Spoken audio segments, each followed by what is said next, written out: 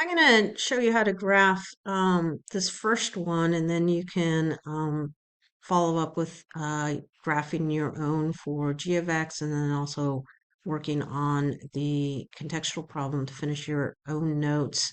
I can also post those later to help you guys fill in your notes.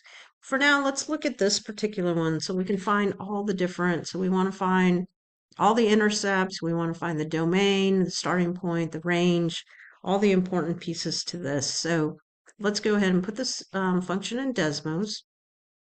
And since I still have the fourth root here, that's helpful. So we need this to be 3x plus 7. And then when I need to hit the right arrow key or tap on the other side to get us outside of that radical, and then -4. So just double check to make sure that you -4 is outside of that radical. And so we have this function that is now starting down below the axes. And I'm going to zoom out a little bit so I can find perhaps where that horizontal intercept is, which it seems to be way over here. So I'm going to click on this. Still don't see it. Click again. There we have 83, 0. Okay, so we have very large graph here. I'm going to zoom back in a little bit so I can focus on the starting point. I know that the vertical intercept is at 0, negative 2.37.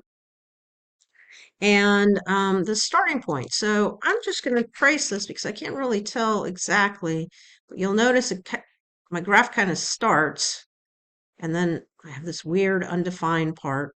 But it looks like it goes through -4. So you also see that this -4 is on the outside of the radical. So if I were to do y equals -4,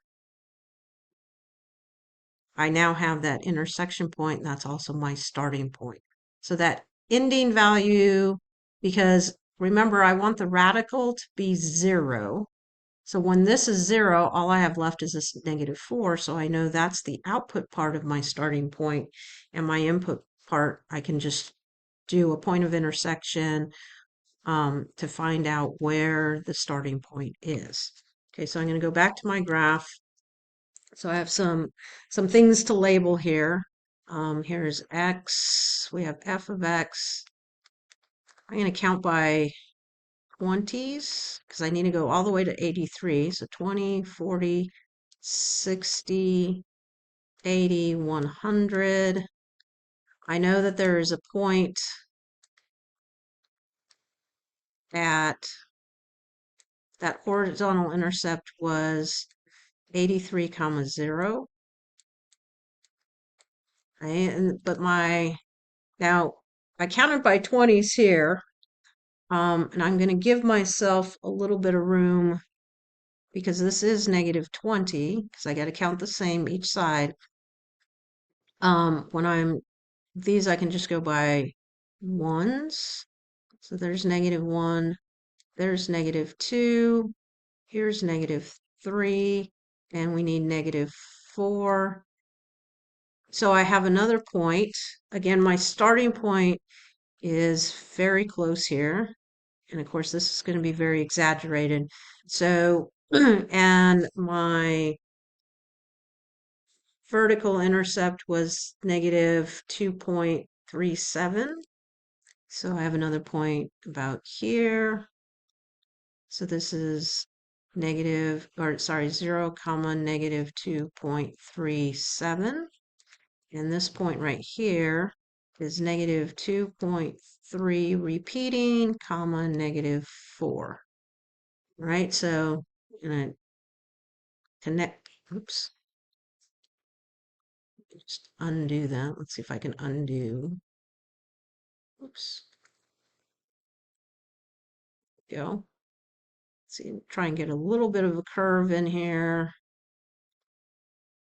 And then it goes upward. All right, so the scaling's important. We have to label our axes. We know the starting point. So my starting point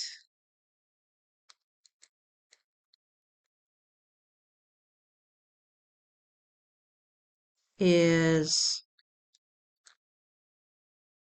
negative 2.3 repeating, comma, negative 4. I know that the domain is going to be that input value. So it starts and it's going off to the right. So negative 2.3 repeating is less than or equal to x, which is less than infinity. And this time my range is going to start at negative 4, that output value. So the range is from negative 4 is less than or equal to f of x, and it's going upward to positive infinity.